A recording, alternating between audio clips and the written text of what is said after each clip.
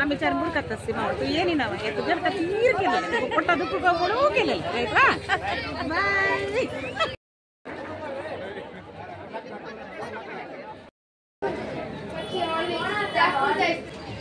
मारी ಒಳ್ಳೆದು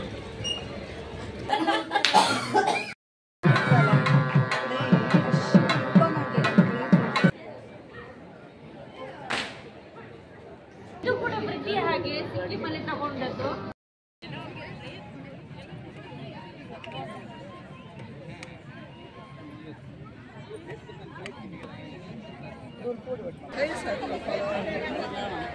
पण आवडतो आणि ತಂಗೆಲ್ಲ ಹೋದಿತ್ತು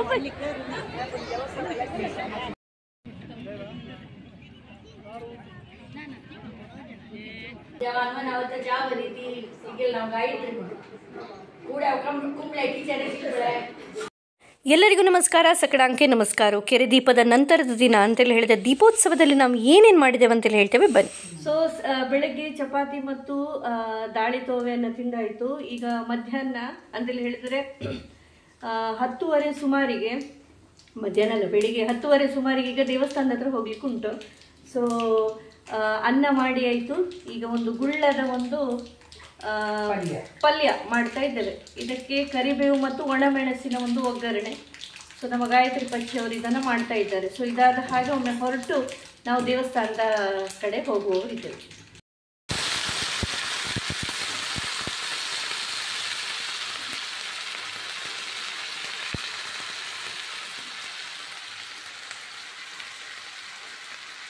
ಸೊ ಗುಳ್ಳ ಪಲ್ಯ ಟೊಮೆಟೊ ಸಾರನ್ನು ಮಾಡಿಕೊಂಡು ಬೇಗನೆ ಅಂತೇಳಿ ಹೇಳಿದ್ರೆ ಸುಮಾರು ಒಂದು 10:30 ಒಳಗಾಗಿ ನಾವು ದೇವಸ್ಥಾನಕ್ಕೆ ಬಂದಿದ್ವಿ ನಾವು ಬರುವಾಗಲೇ ಆಲ್ರೆಡಿ ತುಂಬ ಜನರು ಎಲ್ಲ ಭಕ್ತಾದಿಗಳು ಇಲ್ಲಿ ಬಂದು ಆಗಿತ್ತು ಬಟ್ ನನಗೆ ನನ್ನ ಫ್ರೆಂಡ್ ಅದೇ ರೀತಿ ನಮ್ಮ ಪದ್ಮಾವತಿ ಮಹಿಳಾ ಭಜನಾ ಮಂಡಳಿ ಕಾರ್ಕಳ ಇದರ ಅಧ್ಯಕ್ಷರು ಆಗಿರುವಂತಹ ಅದೇ ರೀತಿ ನಮ್ಮ ಶಾಲೆಯಲ್ಲಿ ಕೊಂಕಣಿ ಸಬ್ಜೆಕ್ಟನ್ನು ಕಲಿಸ್ತಾ ಇರುವಂತಹ ರಶ್ಮಿ ಗಿಣಿ ಮೇಡಮ್ ಅವರು ಸಿಕ್ಕಿದ್ರು ಅವರು ನನಗೆಲ್ಲವನ್ನು A to Z ಏನೇನು ಒಂದು ದೇವರ ಒಂದು ಉತ್ಸವ ಪೂಜೆಗಳು ಇದೆಲ್ಲ ನಡೀತಾ ಇತ್ತು ಪ್ರತಿಯೊಂದನ್ನು ಹತ್ತಿರದಿಂದ ನನಗೆ ಇವರ ಒಂದು ಜೊತೆಯಲ್ಲಿ ಇದ್ದದ್ರಿಂದ ನೋಡಲಿಕ್ಕೆ ಸಾಧ್ಯ ಆಯಿತು ಯಾವುದರ ನಂತರ ಯಾವುದು ಎಲ್ಲೆಲ್ಲಿ ಹೋಗಬೇಕು ಎಲ್ಲೆಲ್ಲಿ ನಿಂತು ದೇವರನ್ನು ನೋಡಿದರೆ ಚೆನ್ನಾಗಿ ದೇವರು ಕಾಣಿಸ್ತಾರೆ ಉತ್ಸವಾದಿಗಳು ಚೆನ್ನಾಗಿ ಕಾಣಿಸ್ತವೆ ಎಲ್ಲ ವಿಷಯಗಳನ್ನು ಅವರು ಹೇಳಿದರು ಸೊ ಅವರ ಜೊತೆಗೂಡಿ ನಾನು ಇದನ್ನೆಲ್ಲ ನೋಡಿದೆ ಸೊ ಪ್ರಥಮವಾಗಿ ಇಂದಿನ ದಿನ ಅಂತೇಳಿ ಹೇಳಿದರೆ ಕಾರ್ತಿಕ ದೀಪೋತ್ಸವದ ದಿನ ಮೊದಲಿಗೆ ಚಕ್ರ ಹೊರಡ್ತದೆ ಅದರ ನಂತರ ವೆಂಕಟರಮಣ ದೇವರು ಹೊರಡ್ತಾರೆ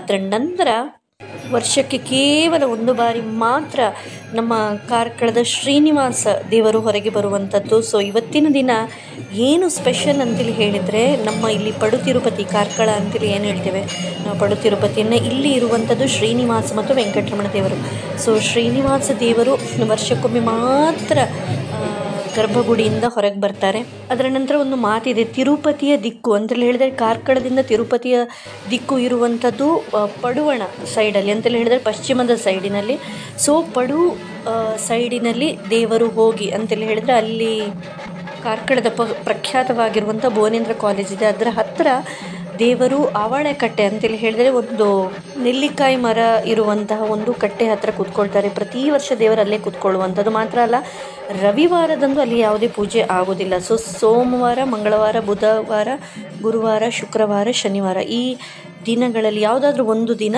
ಈ ಕಾರ್ತಿಕ ದೀಪೋತ್ಸವ ನಡೆಯುವಂಥದ್ದು ಅದೇ ರೀತಿ ಈ ಸಾರಿ ಆದದ್ದು ಸೋಮವಾರ ಓಕೆ ಸೊ ಸೋಮವಾರ ದೇವರು ಅವಳೆಕಟ್ಟೆ ಅಂತೇಳಿ ಹೇಳ್ತಾರೆ ನಮ್ಮ ಕೊಂಕಣಿ ಭಾಷೆಯಲ್ಲಿ ಸೊ ನೆಲ್ಲಿಕಟ್ಟೆ ಹತ್ರ ಅಲ್ಲಿ ಕೂತ್ಕೊಂಡು ಅಲ್ಲಿ ದೇವರಿಗೆ ಅಭಿಷೇಕ ಪೂಜೆ ಪುನಸ್ಕಾರ ಇದೆಲ್ಲವೂ ಕೂಡ ನಮ್ಮ ಭಕ್ತಾದಿಗಳ ಸಮ್ಮುಖದಲ್ಲಿ ಆಗ್ತದೆ ಒಂದು ಮಾತಿದೆ ಏನಪ್ಪ ಅಂತೇಳಿ ಹೇಳಿದರೆ ಜನರ ಕಣ್ಣು ತಾಗಿದರೆ ಇದ್ದದ್ದು ನಶಿಸ್ತದಂತೆ ಅದೇ ರೀತಿ ಜನಾರ್ದನನ ಕಣ್ಣು ನಮ್ಮ ಮೇಲೆ ಬಿದ್ದರೆ ಜನಾರ್ದನ ಅಂತೇಳಿ ಹೇಳಿದರೆ ಆ ಒಂದು ಭಗವಂತ ಹರಿ ಅಂತೇಳಿ ಏನು ಹೇಳ್ತೇವೆ ಅವನ ಕಣ್ಣು ನಮ್ಮ ಮೇಲೆ ಬಿದ್ದರೆ ಇದ್ದದೆಲ್ಲ ವೃದ್ಧಿ ಆಗ್ತದೆ ಅಂತೇಳಿ ಹೇಳಿ ಸೊ ವನಭೋಜನ ಅಂತೇಳಿ ಹೇಳಿದರೆ ಎಲ್ಲ ಕಡೆ ಒಂಥರ ಮರಗಳು ಕಾಡು ಆ ಒಂದು ಏರಿಯಾದಲ್ಲಿ ಜನರ ಸಂಚಾರ ತುಂಬ ಕಡಿಮೆ ಅಂಥ ಒಂದು ಸ್ಥಳದಲ್ಲಿ ನಾವು ಎಲ್ಲರೂ ಕೂಡ ಹೋಗಿ ದೇವರನ್ನು ಧ್ಯಾನಿಸ್ತೇವೆ ಈ ಒಂದು ಸಮಯದಲ್ಲಿ ತಲಚೇರಿಯಿಂದ ನನ್ನ ಕಸಿನ್ಸ್ ಕೂಡ ಬಂದಿದ್ದರು ಅವರ ಜೊತೆ ಕೂಡ ಫೋಟೋವನ್ನು ಕ್ಲಿಕ್ಕಿಸ್ಕೊಂಡೆ ಅದೇ ರೀತಿ ಸುಮಾರು 4-4:15 ಗಂಟೆಯೊಳಗಾಗಿ ಹೊರಟು ನನ್ನ ಚಿಕ್ಕಮ್ಮ ದೊಡ್ಡಮ್ಮನೊಂದಿಗೆ ಜೊತೆ ಫೋಟೋವನ್ನು ಕ್ಲಿಕ್ಕಿಸ್ಕೊಂಡು ವನಭೋಜನದ ಹತ್ರ ಬಂದೆ. ಇಲ್ಲಿ ನೋಡ್ಬೋದು ನೀವು ಇಷ್ಟೊಂದು ದೊಡ್ಡ ಕಟಾರದಲ್ಲಿ ಯಾವ ರೀತಿಯಾಗಿ ವಾಲಂಟಿಯರ್ಸ್ ಎಲ್ಲ ಸೇರಿಕೊಂಡು ಈ ತಯಾರಾದಂತಹ ಅಡುಗೆಯನ್ನು ನಮಗೆ ಬಡಿಸ್ತಾರೆ. ಅದೇ ರೀತಿ ಶ್ರದ್ಧಾ ಭಕ್ತಿಯಿಂದ ಸ್ವಯಂ ಪ್ರೇರಿತರಾಗಿ ಯಾವ ರೀತಿ ಕಾರ್ಯವನ್ನು ಮಾಡ್ತಾರೆ ಅಂಥೇಳಿ. ಇವರು ನಮ್ಮ ಮನೆಗೆ ಬಂದಂಥ ಬೆಂಗಳೂರಿನ ಅತಿಥಿಗಳು. ಸೊ ಸುಮಾರು ನಾವು 4:45 ಬಂದಿದ್ವಿ. ಊಟ ಬಡಿಸುವಾಗ ಸುಮಾರು ಅಂತೇಳಿ ಹೇಳಿದರೆ ಅನ್ನಪ್ರಸಾದ ಬರುವಾಗ ಸುಮಾರು 7-7:15 ಗಂಟೆ ಆಗಿದೆ. ಸೊ ಇವತ್ತಿನ ಸ್ಪೆಷಲ್ ಏನಿರ್ತದೆ ಅಂತೇಳಿ ಹೇಳಿದರೆ, ಪ್ರತಿ ವರ್ಷದಂತೆ ಕುಂಬಳೆ ಸಾಸಮ್ ಅಂತೇಳಿ ಹೇಳಿದರೆ ಕುಂಬಳಕಾಯಿಂದ ಮಾಡುವಂಥ ಒಂದು ಸಾಸಿವೆ, ಕುಂಬಳಕಾಯಿ ಸಾಸಿವೆ ಅಂತೇಳಿ ಹೇಳ್ಬೋದು. ಅದೇ ರೀತಿ ದುದ್ದಿ ಕತ್ಕತೋ, ಸಿಹಿ ಗುಂಬಳವನ್ನು ಹಾಕಿ ಮಾಡುವಂಥ ಒಂದು ಪದಾರ್ಥ. ಅದೇ ರೀತಿ ಹೆಸರು ಬೇಳೆ, ಅದೇ ರೀತಿ ಸಾಂಬ್ರಾಣಿ ಹಾಕಿ ಮಾಡುವಂತಹ ಮೂಗಾಂಗಶಿ ಅಂತೇಳಿ ಹೇಳ್ತೇವೆ, ದಾಳಿ ತೋವೆ, ಸಾರು. ಕೊನೆಗೆ ಎಲ್ಲ ಒಂದು ಸಂರಾಧನೆಯಲ್ಲಿ ಪಾಯಸ ಇರ್ತದೆ. ಬಟ್ ಇಲ್ಲಿ ಇರುವಂಥದ್ದು ಕೊನೆಗೆ ಸುಕ್ ಪಾಯಸ ಅಂತೇಳಿ, ಇದು ವರ್ಷಕ್ಕೆ ಒಮ್ಮೆಲೇ ಇರುವಂಥದ್ದು. ಸೊ ಊಟವನ್ನೆಲ್ಲ ಮಾಡಿ ಬಂದಾದಮೇಲೆ ಒಂದೊಳ್ಳೆ ಸೋಡಾ ಶರ್ಬತ್ತೆಲ್ಲ ಕುಡ್ದಾಯಿತು. ನೋಡಿ, ಅಕ್ಕನ ಮಗಳು ವೃದ್ಧಿಕಿಣಿ ಭಾರಿ ಒಂದು ಚಂದದ ಡ್ರೆಸ್ ಹಾಕಿದ್ದಾಳೆ.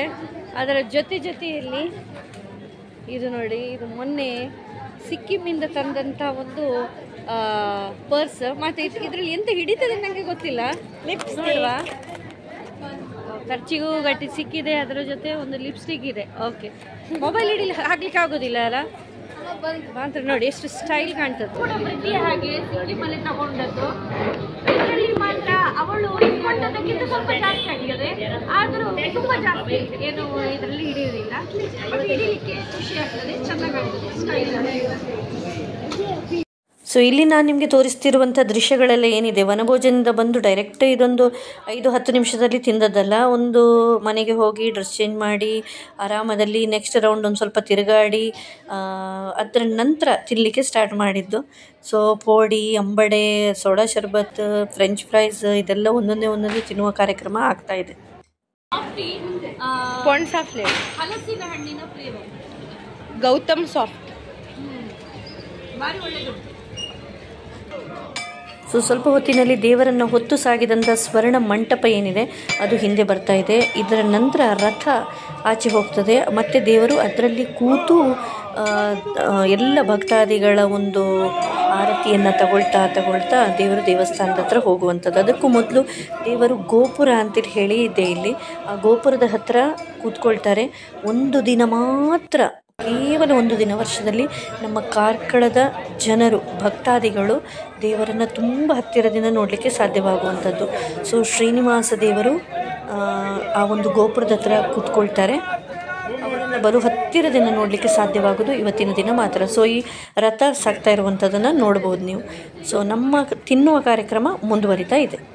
ಸೊ ಗೋಪುರ ಅಂತೇಳಿ ಹೇಳಿದರೆ ಇದೆ, ಇಲ್ಲೇ ದೇವರು ಬಂದು ಕೂತ್ಕೊಳ್ಳುವಂಥದ್ದು. ಮತ್ತು ಎಲ್ಲ ಭಕ್ತಾದಿಗಳು ಸರತಿ ಸಾಲಿನಲ್ಲಿ ಸಾಗಿ ದೇವರ ದರ್ಶನವನ್ನು ಮಾಡ್ತಾರೆ. ಸೊ ಇಂದು ನಮ್ಮ ಸೈಮೇಂದ್ರ ತೀರ್ಥ ಸ್ವಾಮಿಗಳು ಕೂಡ, ಕಾಶಿಮಠದ ಸೈಮೇಂದ್ರ ತೀರ್ಥ ಸ್ವಾಮಿಗಳು ಕೂಡ ಒಂದು ಪೂಜೆಯನ್ನು ಸಲ್ಲಿಸಿ ಕಾಶಿ ಮಠದ ಹತ್ರ ಸಾಗ್ತಾ ಇರುವಂಥ ದೃಶ್ಯವನ್ನು ನೀವು ನೋಡಬಹುದು. ಸೊ ಇಂದಿನ ದಿನ ಲೈನಿನಲ್ಲಿ ನಾವು ತಿರುಪತಿಯಲ್ಲಿ ಹೋಗಿ ದೇವರ ದರ್ಶನವನ್ನು ಮಾಡಿದರೆ ನಮಗೆ ಯಾವ ರೀತಿ ಪುಣ್ಯ ಸಿಗ್ತದೆ, ಅದೇ ಪುಣ್ಯ ಇವತ್ತು ಸಿಗ್ತದೆ ಅನ್ನುವಂಥ ಒಂದು ಭಾವ. ಇಷ್ಟು ಮಾತ್ರ ಅಲ್ಲದೆ ಕೆಲವೊಂದು ಮನೆತನದವರು ಮೊದಲಿಂದ ಬಂದ ಹಾಗೆ ಇಲ್ಲಿ ಕುರಿಂದು ಅಂತೇಳಿ ಹೇಳಿ ಒಂದು ಮಾಡ್ತಾರೆ. ಕುರಿಂದು ಅಂತೇಳಿ ಹೇಳಿ, ಆ ಕುರಿಂದು ಅಲ್ಲಿ ದೇವರು ಕೂತ್ಕೊಂಡು ಭಕ್ತಾದಿಗಳ ಪೂಜೆಯನ್ನು ತಗೊಳ್ತಾ ಮುಂದೆ ಸಾಗುವಂಥದ್ದು. ಸೊ ಇಲ್ಲಿ ನೀವು ನೋಡ್ಬೋದು ನಮ್ಮ ದೇವಸ್ಥಾನ ಯಾವ ರೀತಿ ಮಧುವಣಗಿತ್ತಿಯಂತೆ ಸಿಂಗಾರಗೊಂಡಿದೆ ಅಂಥೇಳಿ. ಅದೇ ರೀತಿ ದೇವಸ್ಥಾನದ ಮುಂದೆ ನಿಂತಹ ರಥ, ಇಲ್ಲಿ ಒಂದು ಫಲಾವಳಿ ಅನ್ನುವಂಥ ಒಂದು ಕಾರ್ಯಕ್ರಮ ಕೂಡ ಆಗಲಿಕ್ಕಿದೆ. ಸೊ ಅದಕ್ಕೆ ಈ ಒಂದು ರಥ ಸಜ್ಜಾಗಿ ಇಲ್ಲಿ ನಿಂತಿದೆ.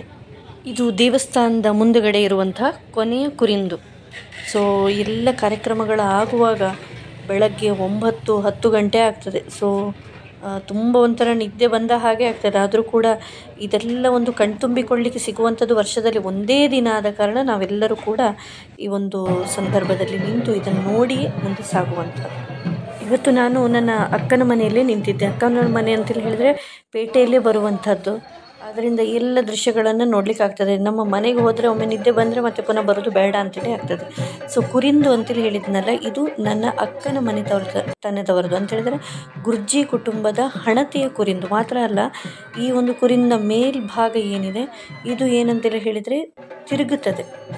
ಇದೆಲ್ಲ ಕಣ್ತುಂಬಿಕೊಳ್ಳುವಾಗಲೇ ಬೆಳಗ್ಗೆ 5 ಗಂಟೆ ಆಗಿತ್ತು. ಅದರ ನಂತರ ಜೋರು ನಿದ್ದೆ ಬಂತು ಅಂತೇಳಿ ಹೇಳಿ ನಾನು ಹೋದೆ. ಇಂಥ ಹಲವಾರು ಸಂಭ್ರಮದ ಸುಂದರ ದೃಶ್ಯಗಳನ್ನೇ ನಾವು ಥ್ರೂಔಟ್ ಈ ಒಂದು ದೀಪೋತ್ಸವದಲ್ಲಿ ನೋಡಬಹುದು. ಸೊ ಈ ಒಂದು ದೀಪೋತ್ಸವದಲ್ಲಿ ಪಾಲ್ಗೊಂಡಂಥ ಎಲ್ಲ ಭಕ್ತಾದಿಗಳ ಒಂದು ಮನೋಭಿಲಾಷೆ, ಕಾಮನೆಗಳು ನೆರವೇರಲಿ ಅಂತೇಳಿ ಭಗವಂತನಲ್ಲಿ ಪ್ರಾರ್ಥಿಸ್ತಾ ಎಲ್ರಿಗೂ ಕೂಡ ನಮಸ್ತೆ.